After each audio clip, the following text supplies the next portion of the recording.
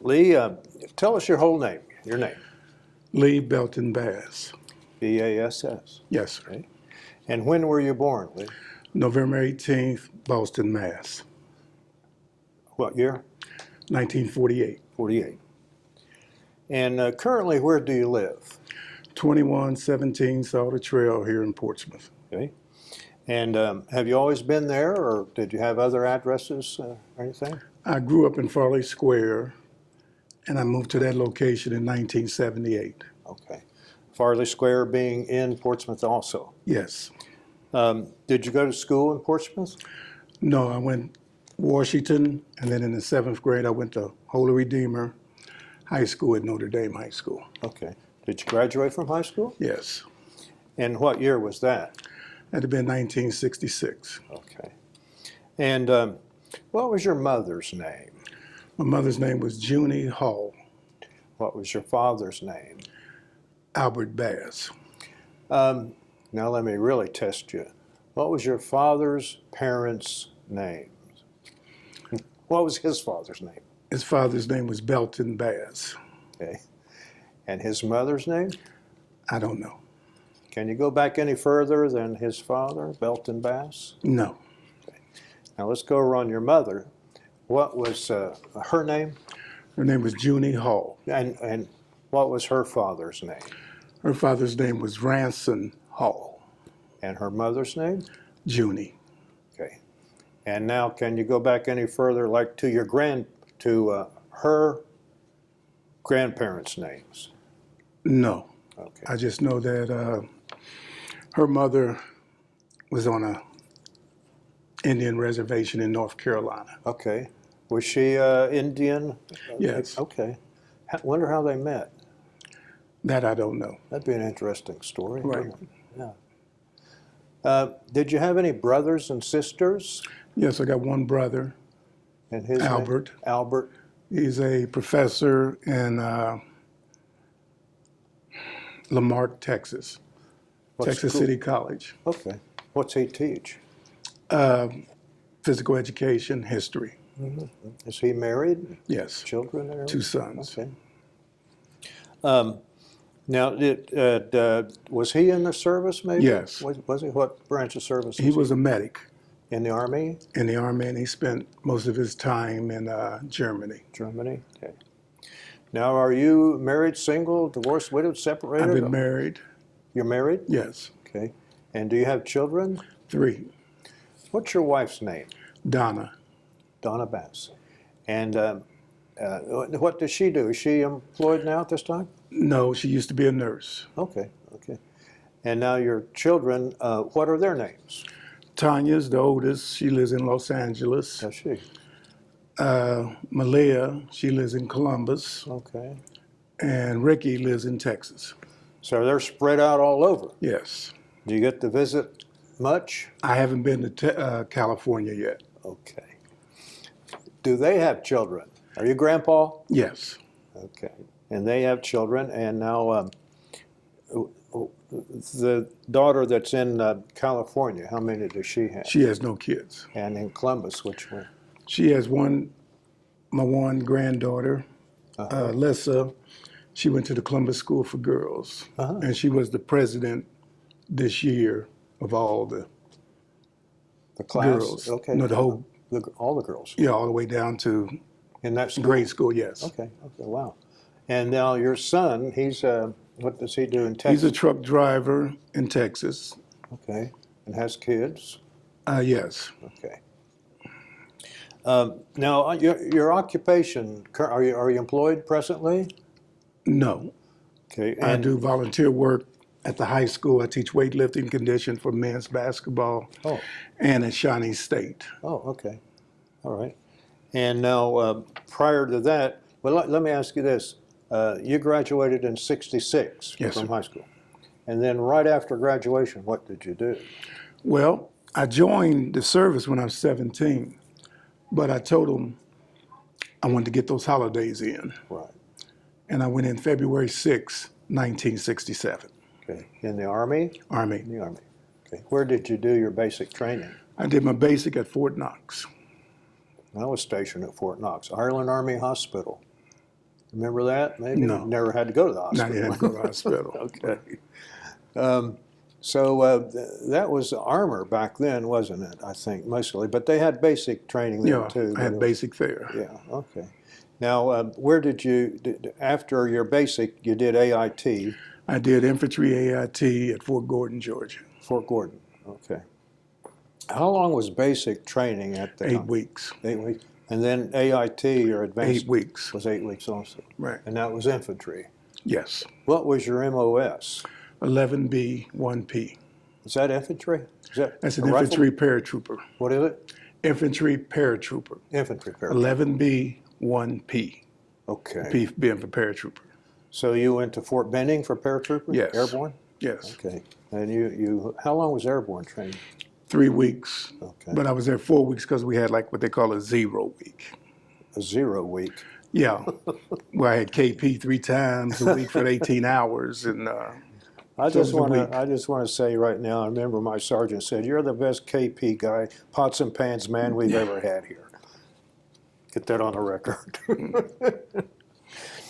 Well, did you volunteered? You weren't drafted. Yes. You volunteered. Okay. right. Why did you volunteer? Well, because I knew that if I got drafted, they could basically put you anywhere. Right. And I went down and I asked him, I said, what's the toughest thing you got? Or what makes the most money? Because at the time, Private E1 made $89 a month. I said, well, how can you make more money? He said, jump out of airplanes. And that was $55 a month more. So that's how I got in the Airborne. After your airborne training, did you ever jump out of another plane again? No, They didn't do that much in Vietnam, did they? no. But my unit, the 173rd Airborne, had made Right. a combat jump earlier that year. So, what was your father in the service? I have no idea. What'd your mother think about you going in the Army? What'd your mother say? She was concerned. She Yeah. was worried. Yeah. But I told her, I'd be okay. Is she still living? No, my mother passed away 2004, Lake Charles, Louisiana. I see. Well, now you're done with Airborne. Now what? I'm assigned to the 101st Airborne, Special Orders 168. I fly to Fort Lewis, Washington, caught a plane to Vietnam. We stopped in Japan, then to Vietnam. Came into a place called Cam Ranh Bay. Yeah. That was the receiving place. Once I got there, they switched our orders from the 101st to the 173rd because the 173rd had had a lot of casualties that year. Let me ask you this question. What was it like on the plane going over there? It was tough for me because I had motion sickness. Oh, Even when I was a paratrooper, I had motion sickness. in the plane. Yeah, I never threw up, but I'd had motion sickness, but I had the ringing in the ears. And I just, somebody said chew gum, swallow, yawn. You did all whatever. that. I did it all. Didn't work. No. My ears were plugged up for like 2 days later. I see. All right. So then you go to Japan first. Did you go to Japan? No, first? we stopped there and refueled. Or refueled. You didn't go off the plane? No. Okay. That's how many hours does it take to get from? I was think it from 17 hours. 17 hours from Fort Lewis Yes, sir. to refueling in Japan? Well, to get to Vietnam was 17. Okay. Cam Ranh Bay, and your orders are changed to 173rd. Right. Okay. I'm not sure, but correct me if I'm wrong. Was the 173rd the Hamburger Hill group? No, that was the 101st, I That was the believe. 101st. Yes. Okay. Well, here you are in Vietnam now. What's that like getting off the plane? I understand I never went to Vietnam. Fort Knox was it. But I understand when you get off the plane, the heat hits you in the face like a sledgehammer. Right, we was on a C-130. I had to go from Cam Ranh Bay up to Bien Hoa. That was the base for the 173rd. And I just remember the gate going down, and you could see the heat. And I said, ooh, it's Africa hot. And it was. It was, huh? It was hot. And it stayed that way. Yes. Well, then what did you do? You're with the 173rd now up at Benoit. Okay, we had a week, what they called jungle training. So we would just go outside the perimeter, and then after a week, I went up to Docto, around Pleiku. Okay. And then what was your unit? You're in the 173rd, but... A Company, 1st Battalion. Okay. Now, so they saw combat. You saw combat. Oh, yeah. You went out, okay. How long, how many, so you're in the field. What's the longest you were in the field? Well, we stayed in the field. I mean, during the monsoon season, we never came back. We came back one time to give us a little R&R, and we was on the South China Sea. And a couple of them got into fights. Couple And of what got in front? Our soldiers with the people already at the camp. Oh, okay. They got their acting a fool where they shipped us out the next day. So I had 1 day. One day of R&R? 1 day R&R. You never went to Bangkok or any No. of that kind of stuff? No. You were out in the... No, I How slept. long were you in Vietnam? I was in Vietnam from August, and I got wounded on November 18th. And if you check my date of birth, it's the day I was born. Yes. So it was my birthday. I got wounded on my birthday. Got wounded on your birthday. Were you wounded seriously enough to come home? What was your wound?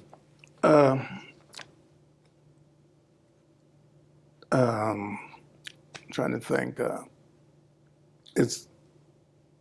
trying to think how they stated. It's bullet fragmentation. Okay. I have 3 pieces in my lung, which I still have. Still have that there? Yes. Okay.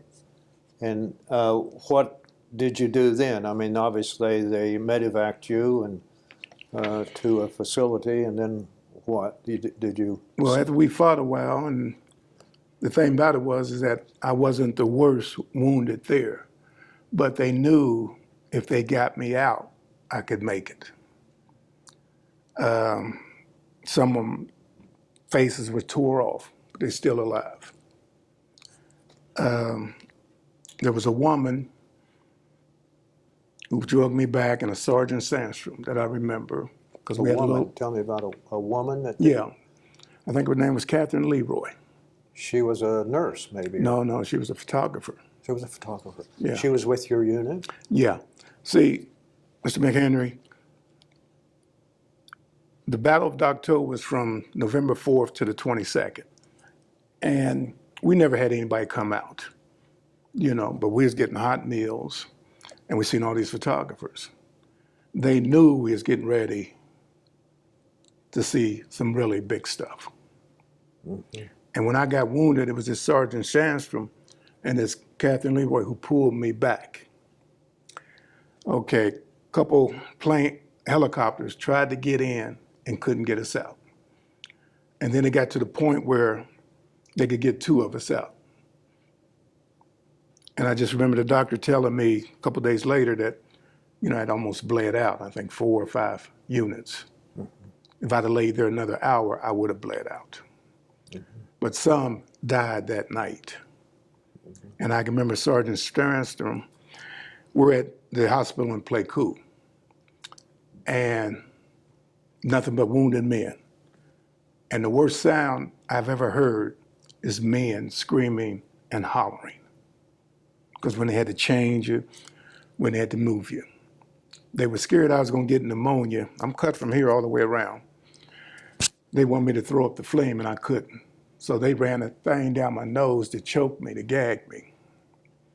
But the thing about Sergeant Sandstrom, when we was at the aid station, an RPG came in and blew off both his legs. And we had like a circumference, where that young man is, like that. And I just remember being there, and whenever they worked on him, he didn't make a sound. He'd just take a pillow and put it up to his face where everybody else was screaming and hollering. So like I said, that's the worst sound I've ever heard, is men crying and hollering and screaming. Did he survive? I have no idea. That aid station was in a hot zone then. It was right Yes. in the combat zone. Yes. So then a helicopter eventually must have come in. A dust off is what they called it, right? Right. So it must have got there, and they got you on it. Yes. Did you know you were wounded that bad? Yes. Because as soon as it hit me, my lung collapsed and I couldn't breathe. And when they took us back to the aid station, the only ones they was giving anything to was the amputees, the morphine. And then part of my body went into shock. I couldn't breathe, but I wasn't really in no pain. Did you, after you were wounded, did you continue fighting for a while? Yes, I'm laying there. They was about 20 feet from us, but I'm in the jungles. And there's a fella, Tommy Hale, said, he was the machine gunner. He said he was 6 feet to the rear of me. He seen me get hit and go down.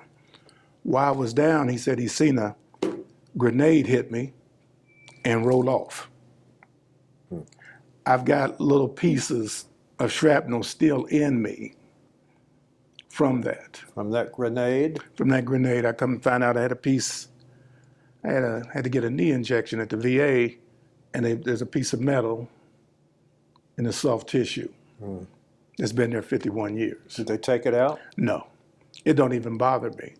And they wouldn't take out of my lung because they say you have two lobes, and they'd have to cut both lobes. And the only problem I'd ever have is that if the body rejected it if it went to my heart.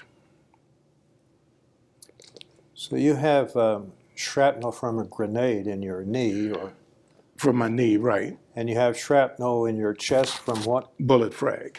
Bullet fragments. Yes.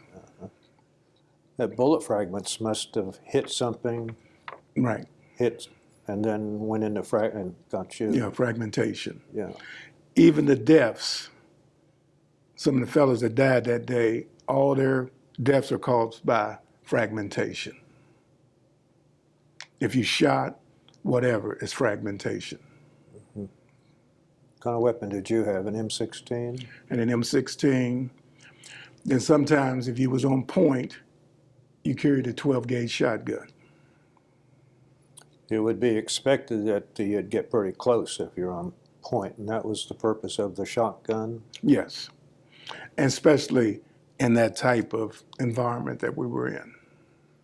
Were you ever on point? Yes. That seems to me to be a very tense moment, being on Right. point. And we had a dog and a dog handler, but what people didn't know was you are ahead of the dog. No. I thought the dog was supposed to be ahead of you. And The I'll never dog forget, handler's back here and you're up there. yeah, with the dog, and the dog's name was Buddha. Buddha. And they said he had bitten a couple soldiers. Of our soldiers? Yes. Okay. So they didn't trust him up front? No, I didn't trust him. Okay. He was a German Shepherd. Well, did he do his job, though? I mean, Yes. did he smell them or something? Or- Yes, or most times with us it was like if they set up little booby traps or something like that. That dog could alert Yes. the traps? Right, Because he could catch the scent right, of the enemy on that trap. yes. What kind of traps? Like bungee sticks or stuff? Bungee sticks, and one of their favorites was they'd get a board, put it under the ground, put a nail up under it, put a shell. And when you walked on it, the bullet would go down, the nail would hit it, blow off your foot. Or they would dead bodies, because our government was big into body counts. Yeah. You go to turn them over, they done booby trapped one of their own men Yeah. that was dead, or American soldier had been laying out there. And then that's a casualty that has to leave the field, and that's the purpose of it, wasn't it? Yes. Well, now in this battle where you got wounded, you didn't return to the field then, did you? What happened, or did you? I'm assuming you didn't get well. You No, patched I up. from the hospital in Playcool, I went to Cam Bay, Okay. which was an Air Force hospital, and it was one of the nicest hospitals I've ever been in. I stayed there for a little while till they stabilized me, and I went to Techikawa, Japan, 249th General Hospital. Spent a little time there. From there, I flew in to McGuire, and we was on what they call hospital ships. McGuire is in, tell me where that is. D.C. Where it is? And in Washington, D.C. D.C., yes, yes. All right. Okay. And I was strapped to a gurney this far from the ceiling. And all I remember is, you say, medic, I'm hurting. They give you a shot. Yeah. You knock you out. They give you another shot. And I'll never forget, we went into Hawaii. I've been to Hawaii. I don't know what it looked like because all I could see, look out, see the tarmac, and the brick. They fueled there, but it was Hawaii. Yeah. And went to McGuire. Buses picked us up, transported me to Walton Army Hospital at Fort Dix. Since my surgical wounds were that bad, I went to Valley Forge, right outside of Philadelphia. And that's where I spent close to 6 months. In Valley Forge Hospital. Valley Forge Medical Hospital. And while I was there, surgical was healing good. I came down with falciparum malaria. Oh. So they put me in the disease ward until I was able to leave there. You still get malaria once in a while?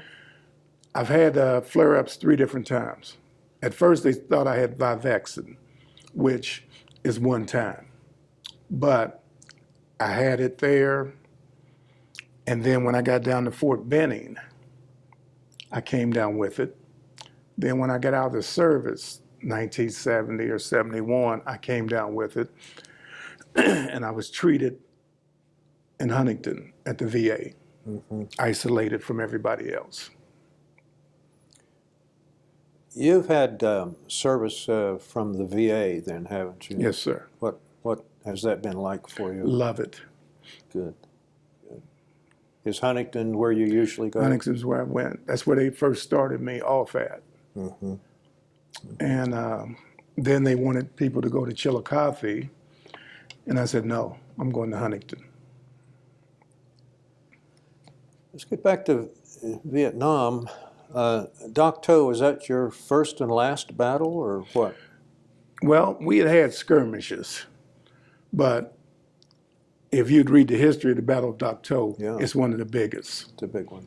And they captured the hill the 22nd of November. You mentioned that you were almost captured yourself. What? Well, is that a story you want to tell? Well, the thing was, it was so close. And, I could look down and see the fighting. And I couldn't move. You were wounded, or you just were you wounded at that time, or you just? Yes, when I'd been shot, I went down. Okay. But I was laying there foreign. And one of the funny things is, they always told you to keep your gun clean. Yeah. The M16 has 7 parts. Most of the fellas, well, some of them, their guns wasn't working. They jammed up. That's what I heard. They didn't know it was coming at, but I kept a little piece of cheesecloth over the top of mine. And like I said, 7 parts. I kept it clean. Or I kept a piece of foil over the top. I had heard something that sometimes they'd had to field strip their weapon in the middle of a battle because it had jammed or something. Yes. Okay. So you were firing during this battle, and wounded too. Oh yeah. Of course, you were firing during the battle, but you were wounded and wounded, still shooting. Throwing hand grenades. Yeah. And like I said, this fella who was 6 feet from me when I went down, we're Facebook friends. Are you? And like he said, he remembers, and I don't remember the people in my unit, but I can remember Leonard Washington, who might have been from here to that chair. And I'm telling Leonard, get down. Next thing I know, he got shot through the head. Fell back, and we had a Sergeant bomb. And he is behind a tree facing this way. He'd been shot about 5 or 6 times because there was a trail, and they had put the machine gun on the trail. The enemy had The enemy zeroed had in the chimney. Okay. Right. And come to find out later that after I got pulled back and they pushed the head up, that their bodies had been chopped up. And the reason for that is that they're Buddhists. And I was told that Buddhists believe that if any part of your body is missing, you can't go to heaven. Well, they assumed everybody were Buddhist. So that was their reason for chopping up bodies.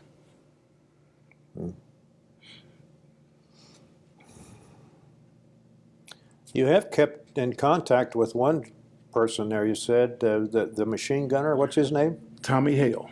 Tommy. Where's he living now? Louisville, but most of the time he's in Florida. Is he? Yeah.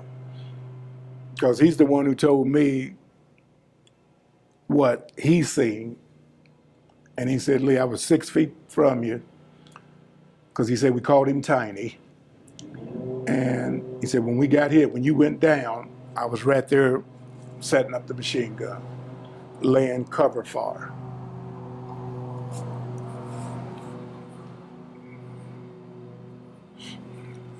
Hopefully he's going that way. Nope, he's going that way.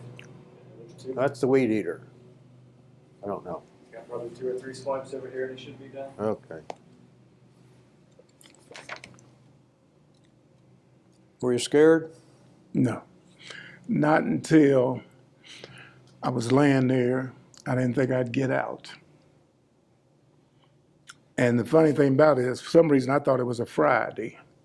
And I knew all my friends were at the 14th Street Community Center. Huh.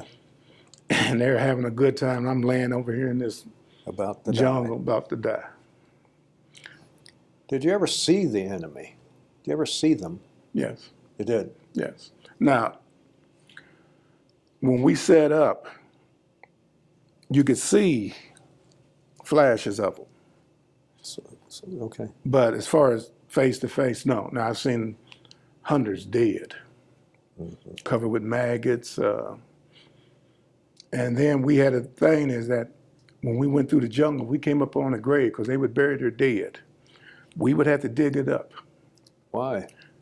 They knew from the deep composition of the body how long they'd been dead, and then they would say how far they could march through the jungles. So then they'd have the planes go and see if they could see any activity. And if it was, we'd get on helicopters and go into that area. Lee, is there anything else you'd like to say about Vietnam? I guess like Charles Dickens said, it was the best of times, it was the worst of times. I've heard that. You know, it was tough, but I can just remember Mr. McKinney, the first day I went out in the field, the fellas, they stunk. I mean, they stunk. Stunk. Worse than a skunk. And I thought I was going to throw up. 3 weeks later, they didn't stink. You stunk. But we all smelled, we all smelled good.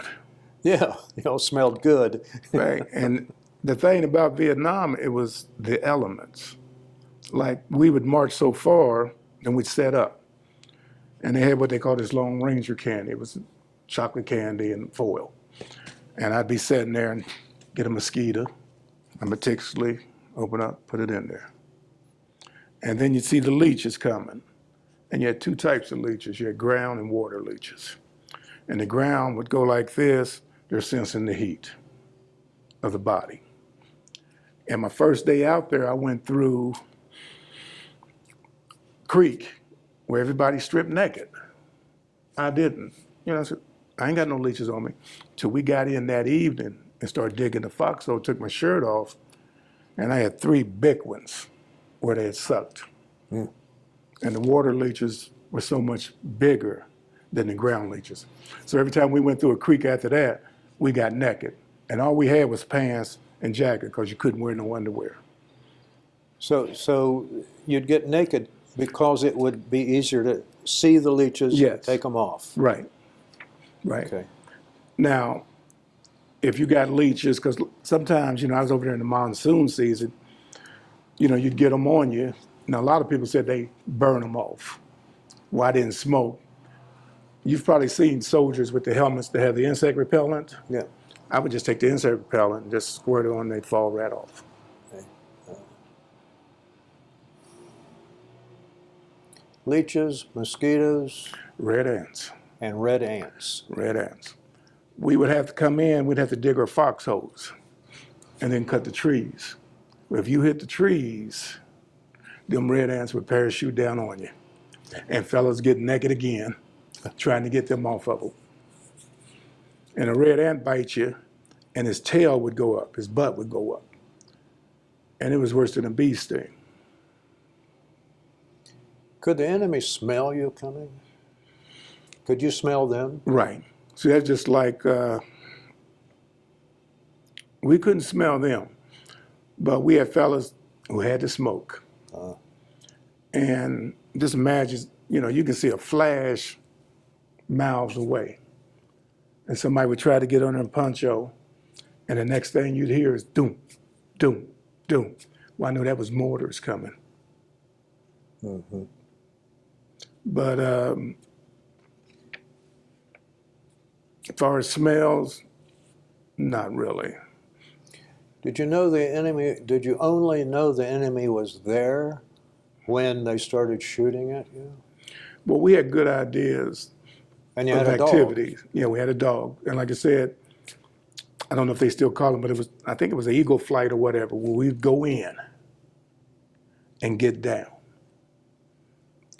out of the helicopters and rush the It seems setup. to me like as soon as you chopper it in somewhere, they know you're there.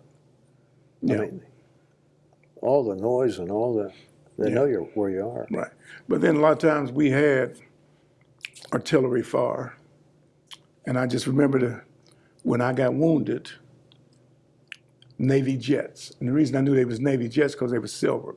Because all the other jets were camouflaged. It was been Marine or Army. And they would come in threes. And I found out when they used to say faster than the speed of sound. The jets would come in at treetop level, and I could see them. Treetop. And by the time they make that arc, you'd hear the noise. And the 20 millimeter cannons that they were shooting. Did you have any issues over there with race? No. Everybody knew what they had to do. Yes. Other than your friend in the machine gunner, have you kept in touch with anybody else? Well, the only other one was Wendell Skinner, who passed away in Wendell. December. Me and Wendell was in the hospital in '68 at Valley Forge. Yeah. I interviewed him. Okay. Yeah. Yeah. Yeah. He was special ops, and we were real close. But this Tommy Hill just happened to say, "Are you the Lee Bass that was with the 173rd?" I said, "Yeah." That's it. He said, "You remember me? I'm Tiny." Well, I can remember the name Tiny. Didn't know his name? No. Really, you didn't get the... See, we're going through the jungles. There wasn't a lot of talking or, anything. We'd go, we'd get our mission. They said, we're going 4 clicks as the crow flies. That means straight. If there's a river, creek, we going straight. We get in, depending upon the soil, we dig our foxholes. We cut down the trees. We have our sandbags that we carry with us that we put the dirt in to make a bunker. And sometimes there'd be 4 in there with 2 sleep, 2 watch. And it was usually 2 hours on, 2 hours off. We get up in the morning, empty out the sandbags, which really got heavy during the monsoons. They're Because the wet. dirt, yes. Yeah. And everything we had was on our backs. Everything. How many pounds would that be, you think? You know, tell you the truth, I don't know, because you had to carry so many rounds. Oh, yeah. And then we had to carry mortar rounds, extra rounds for the mortars. When you would go out like that, how big would your unit be? How many We had a company, company? a company. We never had a full company of men because of injuries, deaths, and stuff like that. Did you bring back anything from souvenirs, anything from Vietnam? No, I had a whole bunch though. I mean, I had one thing they did over there, they would more or less scavenge. So if we killed somebody, they went through their wallets. I had gold teeth because the Orientals love gold teeth. But we'd have soldiers that pull their teeth out. And I think might have had $10,000 in MPC. That was military currency. That's Yeah. paper money. Yeah. Okay. But when I got wounded, because I was bleeding all over, all I had on was one boot and my helmet, and I was naked. Wounded like that? You were wounded like that? Right, because like I said, I got hit in the hand, got hit in the foot. And when you're hot like that, you bleed a lot. And there was blood everywhere, so they just took everything off. Do you know of any soldiers that were able to get back an AK-47? No. Now, I had plans of doing that Did you? because I was going to do a year in the field, Uh-huh. and then I was going to do 2 years in the rear because that's the only way you can make rank. Right. So I wanted to come back in E7 at 21.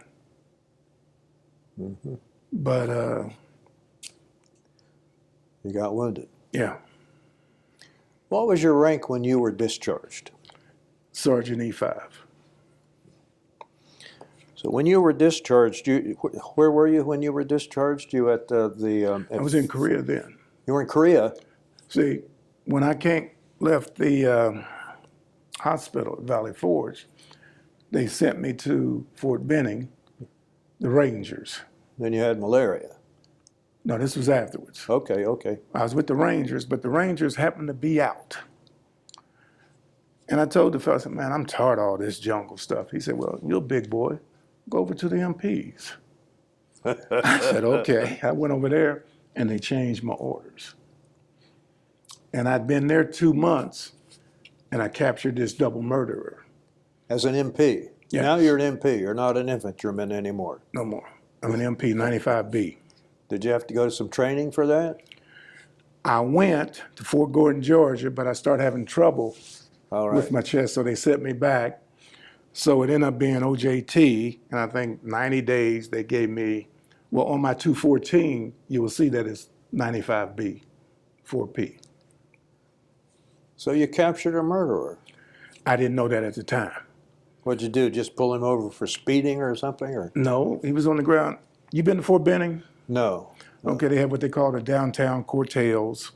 That's where the jump towers are. That's where OCS was. And I was just patrolling. And he was in an area that ain't nobody supposed to be in. And I drove up on him. He tried to run. I snatched him up, handcuffed him, threw him back in the car, told him I was bringing him in. Didn't know nothing to, I'd been there at Benning for a while, and then they said I didn't fulfill my overseas duty tour, and they sent me back to Korea. They sent me back overseas. They sent me to Korea. Okay. And while I was there, I got notification that I might have to come back for the trial. For the trial. I wouldn't recognize that if I didn't know, you know. What trial? So they took deposition over the phone. Okay. Okay. So he was a double murderer. He had killed 2 people? Yeah, come to find out. Soldiers? Did he kill soldiers or civilians or? It might have been domestic. I don't know. Yeah. I didn't know anything until I got over there, and they was telling me, you know, because they never said nothing there. He had just escaped from the stockade. I got him. Did you And get this- a medal? No, they gave me a letter of appreciation. Okay. And that was June 6, 1968. Do you have that with you? Yes, sir. Let me see it. What else you got there? This right here Yes, is my Purple Heart. that's the Purple Heart. Now, what people don't realize, this Purple Heart was made for World War II because they anticipated more deaths and injuries. That Purple Heart right there. Right, was made for World War II. So they've kept it on the shelf until Vietnam, No, Korea. till Korea. Korea used it, and right there, it has that on the back. Okay. Now, it's kind of beat up and weathered because the kids would play with it. Oh, the kids played with it? But I've got another Purple Heart that the government sent me. You could get your things, and it's real nice. It's in a case and everything. Yeah. But this is the original. Okay. But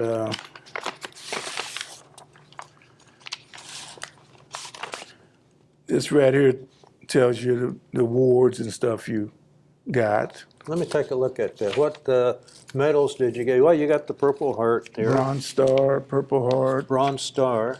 Combat Infantry Badge.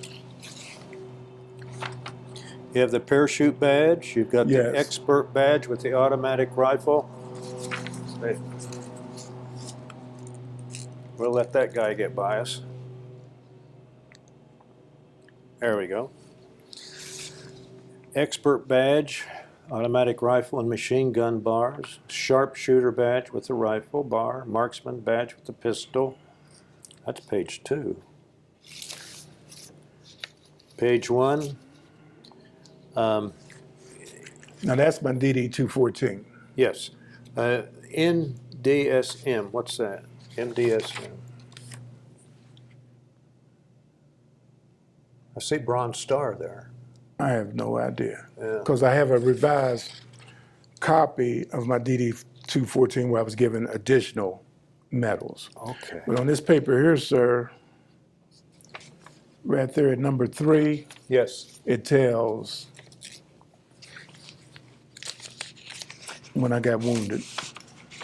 He served in Vietnam with A Company, 1st Battalion, 503 Infantry, from 16 August 67 until he was wounded in action, 18 November, your birthday, My birthday. 1967. Medically evacuated to the United States, 19 December 1967. Very good, Lee. What else you got there? That's the one where I got the letter of appreciation for capturing that prisoner. Oh, yeah. Here's a letter of appreciation. It says, expressing his sincere appreciation to you for your observation and alert action in apprehending a prisoner that escaped from the stockade, didn't he? Yes. Your outstanding action reflects great credit on you, highest degree of the concept of Army, and also reflects very favorably upon your unit. That was put in your 201 file. Yes. Yeah. What else you got? Now that's a little map. That's Doc Toe right there. Oh, yes. I've seen the Battle of Dak To on the History Channel. Yes. Been there. Yeah. It's way up here in the north. You're close to the Marines up there, aren't you? Yeah. Did you see any of those guys? No, but I seen 4th Infantry. 4th Infantry was up there. When I got wounded, that medal was pinned on me in the bed by a Major General of the 4th Infantry Division. Oh, okay. So I'm thinking they were over that because the highest ranking 173rd was a 1-star general. Did you ever see Westmoreland? No. Did you see any celebrities that came over there to entertain the troops? You're out in the field. We in the jungles. No, I didn't get. They didn't see come nothing. out to the jungle, did they? No. What else you got there? Okay, that's one of my orders, and what they've got scratched out should be orders 168. Orders signing me to the 173rd. Well, this was, you were assigned to the 101st, First, and then right. Yeah, and then they switched it to the 173rd, didn't they? Yes. Excellent. Okay, what else? And that's right there where I've been 100% disabled because of my wounds. Okay. Is that, do you get VA benefits then for that? Since 1970. Okay.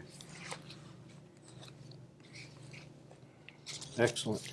And this is the thing there Oh, of my different injuries and wounds and stuff. well, you had tapeworms and malaria and Agent Orange and jungle rot. Yes.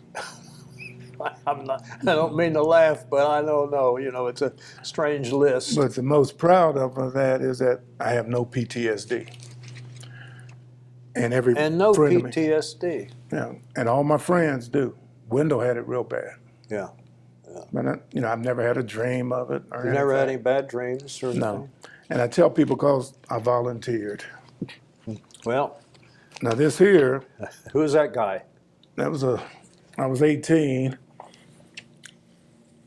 and that was our paratrooper uniform. Now, 18 years old at the time. what people don't realize is I hadn't jumped out of a plane. Yeah. They take the picture to get the money. Take the picture to get the money? Yeah, You had to buy that picture? Oh yeah, wasn't that yeah. The Army made you buy a Yeah, picture? but I wasn't even a paratrooper then. And this was taken in Dayton, Dayton, Ohio? yeah, Lockbourne, Uh-huh. where they had the dedication of the Purple Heart Monument. All right. And that's you there, isn't it? Yes, sir. Okay, so Dayton, they had the Purple Heart Monument, a dedication in Dayton, Ohio. Right? You're up there for that. Yeah, good. When was that? Let's see. It doesn't have a date on I it. have no idea. Yeah. I just know the Ohio TV network was there. Oh, really? Yeah. I got to go back and look at that picture again. And right there is concise, right there, my orders to Vietnam. Okay. Smaller. It sends you to the jungle. Special orders. And that's me and Wendell at Valley Forge in 1968. Wonder if you can see that. Have you seen Wendell Skinner that we've got a? Okay. Yeah, I knew Wendell. Yeah.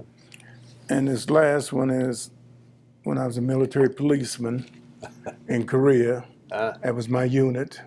Yeah. Corporal Nestus, Sergeant Lee, and I was the sergeant. You were the sergeant. Yeah. You look tough there, lady. You look tough. I don't want to mess with you. That's good. I'm very impressed. Well, you were discharged when you were in Korea, you said, or what? Yes, yes, in Actually discharged. February 1970. And I thought I had brought, you're not really discharged. I wasn't really discharged in 1973 when I got my full. See, you have a 6-year 6-year commitment. commitment. So I got a letter. I was trying to find some of this stuff that shows that in 73, I got my full honorable discharge. Where in Korea were you stationed? When I first went over, I was at Uijeongbu. That was our corps. And they only had one road, 33, and I went past the 2nd Infantry Division and went farther up north to a place called Camp St. Barbara, which was an artillery base.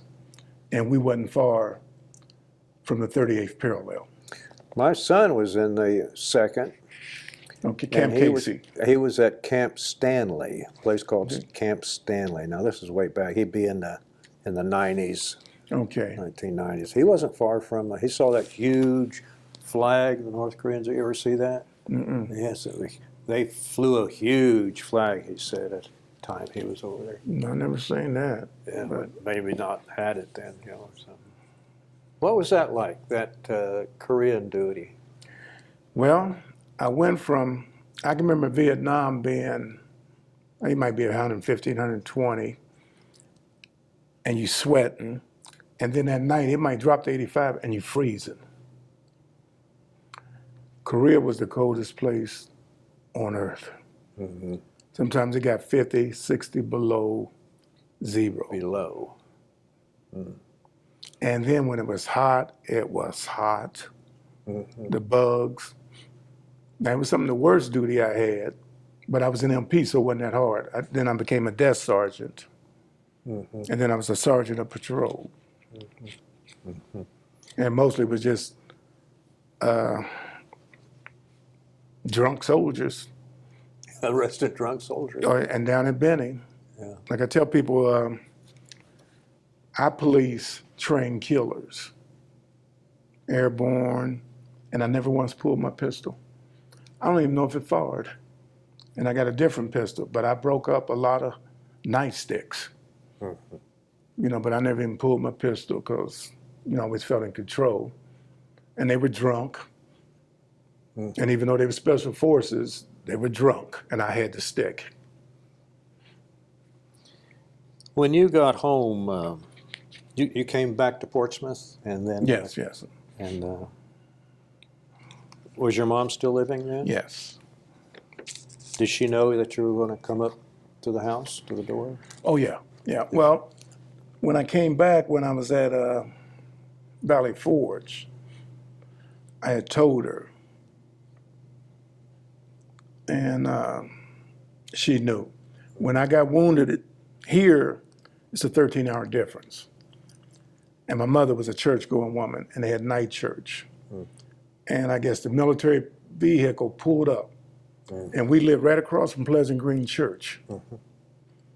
And they went in the church and brought my mother out. Everybody assuming I was dead, but they was just, if you were seriously wounded, somebody had to come tell. So, you know, they came and tell you, said, your son's all right. But He's been wounded. And well, that was some kind of relief for her. yes. I can imagine how she'd feel when she sees these uniformed people coming through the church door. Yeah. Well, everybody, I know my friends that they started crying. Younger friends, they said, oh, well, Lee's dead, and, you know. But they would have night service, I think, like 7 to 9. And during the day, 11:30 to 1. And Mom made all of those. Yeah. And right across from Pleasant Green Church. That's during Vietnam. Did you ever get any grief for wearing the uniform? No. And I had a lot of friends. One was Ernie Tabor. He was a Marine. He said he was coming through San Francisco, and a fella came up and broke his jaw. And they were talking about spitting on him. And I said, the hell I went through, if somebody spit on me, I'd have ripped their lips off. You know. Yeah. But I came back on that ship, or that plane, Right. and I still. You missed all that. Yeah. San going Francisco through, and I didn't stuff. have to go through no airports or nothing. I came, you know, on my back. You still have your uniform? No. What it was, when I got back, everybody wanted fatigues and stuff. So I started giving They them wanted to be shirts. cool. I think I got one shirt. Yeah. Yeah, but they wanted, said, Lee, can we have those boots? Yeah, you can have them. I don't need them anymore. So, is there anything else you want to tell me, Lee? Anything? What do you think being in the Army did for you or took away from you? What do you think about that, being in the Army? Well, you know, it's something, I grew up, I don't know how old you are, but I grew up with John Wayne and Eddie Murphy movies. And I knew I wanted to fight, you know, because just the battle. And I've had people say, Lee, we'll watch these movies, and they say, is it like that? And I said, it's similar, except there ain't no music. I mean, you know, or how to make a real good soundtrack. I said, it's like that. But you'll see a soldier get wounded, and he might spend 4 months in the hospital.